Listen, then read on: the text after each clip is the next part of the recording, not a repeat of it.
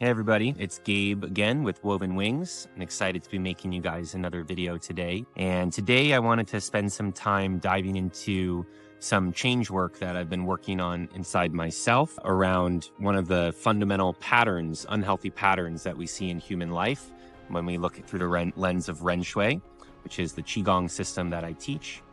And that unhealthy pattern that I've been looking at for myself is the pattern of negativity, or negative thinking, negative orientation to the things that happen in our life. And the transformation of that pattern is that I've come up with for myself is the transforming the negative into the positive, recognizing how any circumstance, any situation that we experience can be something that can be turned around and utilized for something positive in our life. I guess to start with, the very first thing is that this is just a personal engagement, and that's something I really try to communicate on this channel, is that we're all human. We're all going through all sorts of things. And I think in this world of social media and presentation, we always try to dress ourselves up in a certain way. But the reality is that we're dealing with stuff. We are not perfect. We don't have everything figured out. And I'm no different in that. And I've just noticed like a lot of patterns of negativity in myself, especially just face it with a new circumstance or something new comes along.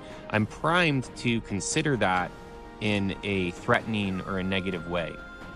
And one of the things that I wanted to share that has been illuminating for me, kind of connecting some dots that I learned about in graduate school, is this notion of the VUCA world, the VUCA world. And that stands for volatility, uncertainty, complexity, and ambiguity. And so that's basically the kind of world we live in. We like to exert a certain control and order. We want to know what's going to happen, and we can do that. It's important to do that. But the reality is that life is VUCA. It is volatile, it's uncertain, it's complex, it's ambiguous, and that can make us feel not good. It can make us feel scared. It can bring forward our impulse to control or shut down a situation. For me, as I've thought about that, I've just come to realize that that's a lot where my negativity comes from. It's one of the places my negativity comes from. And part of the transformation around that is learning to shift in the way that we relate with phenomena that happen, changes that present themselves, and really recognize that life is always changing.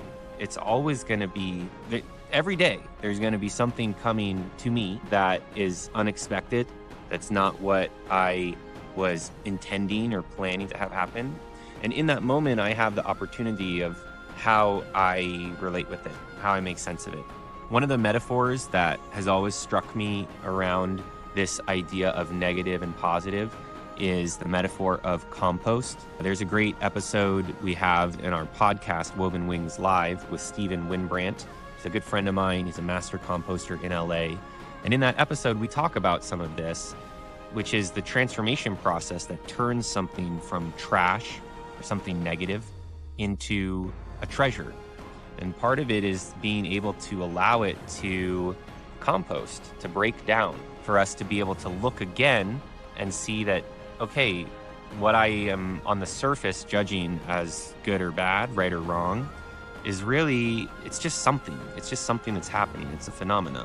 And I then have the choice of how I work with it. And that's really the key. First key is recognizing that I'm perceiving it in a negative way. Second part is recognizing that I have a choice of how I want to relate with it. And then the third part is opening up to consider more of the totality of the situation, of what could be potentially positive in what I'm experiencing as negative. And maybe it sounds cliche or it sounds obvious, but this is a really life-changing thing. It reminds me of when I was a teenager and growing up. I used to do a lot of wilderness trips and lead wilderness trips for youth. And I used to find myself coming to this place within myself once we were several days into the wilderness. And there's all the challenge, all the stuff that would be hard about being in a wilderness trip. The bugs, carrying your stuff everywhere, traveling a lot, being tired at the end of the day. And The kids that I would work with, the teenagers, they would often experience that. That was their first time, for some of them, being in the woods. And it was hard. They would be kicking and screaming. They'd be having a hard time. But then once you get into the routine of it and the rhythm, you start to realize like all that same stuff is such a gift, actually. Like here I am in this beautiful place in nature. Here I am moving my body, gaining self-reliance, self-sufficiency. And so for all these sorts of things, like doing the dishes, which I know is like a classic thing that I get negative about, people get negative about, it's a great thing. It's an opportunity to take responsibility, to clean up, to take accountability for our lives. In all sorts of different simple places like that and examples, we have the opportunity to shift, to transform our relationship to the ambiguity, our relationship to the dross, to the difficulty, the heaviness of life.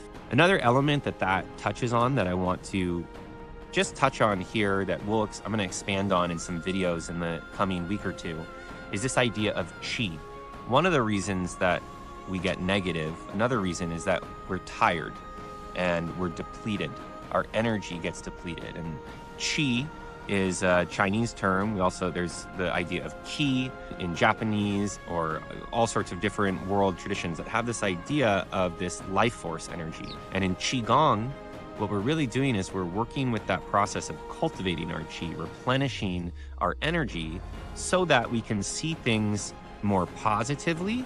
But actually, I would even go so far as to say to see it more clearly, more objectively, with the truth of the heart of the universe, the Tao, or the wisdom of God, whatever language we want to use, that's penetrating through all our different experiences. A lot of the time when we get down and negative, I know that for myself, it's because my chi is depleted. And so another key component, beyond understanding that life is complex and changing and we're always going to have that predisposition, is to cultivate our energy, to fill ourselves back up. And a big way we can do that is just to connect inside, to draw our awareness back into ourselves. And through that, our chi will follow our awareness. I'm closing my eyes just to kind of show it and practice it a little bit of bringing myself and my energy back inside to myself. And once I do that, then I'm able to look out at the different things that are happening in my life with more clarity and more positivity. I can see them with more health, that everything is an opportunity. Everything is an opportunity to open up, to learn something, to have some sort of interaction, to grow in some way. And that is enlivening. That makes me feel happy and fills me with joy. It can be a little bit of a process sometimes. When we are tired is exactly the times when we don't want to take the time and energy to build ourselves back up. But if we can start to learn effectively the ways to do that, then we can start to really get in the way. We can put railroad tracks on this habit of negativity that is so easy to fall into. I think those are just some basic things to start us out on this topic. And again, I encourage you to kind of follow along in the videos in the next week or two, where I'm going to be talking about chi and chi fields more. We're going to be doing a workshop, a masterclass on chi fields at the end of the month. And then we'll be doing a class in March, a course that's really looking at some of these core foundational principles that you can use to kind of put yourself on a healthier track in life. So just to review, think about the volatile, uncertain, complex, and ambiguous world. How do you relate with that? How do you deal with that? Is it the most effective way of dealing with it? And are there ways of relating with that uncertainty that could bring you more joy and maybe more effectiveness and success as well? And then the second piece is to think about your chi, your energy. If there's ways where you can notice when I'm going into that negative thought, when I'm relating to whatever the experience is of in a negative way, where's my energy at? Can I fill myself up a little bit? Can I tap into that inner resource that's drawing on that chi from the whole universe to fill my heart with love, to fill my mind with possibility, and then allow me to have the energy to relate effectively to what I have to do, to the moment at hand, to where I am and how I be. So I hope that's helpful. just a couple little tips to keep you going. And if you are moved in any way, leave us a comment in the comment section and let us know how you're doing in your own life. I mean, look, there's so many different things out there and things for us to put our focus on. I hope that putting the focus on your own personal growth can be really rewarding in your own life. And I'm really grateful to get to be on the journey with you on that.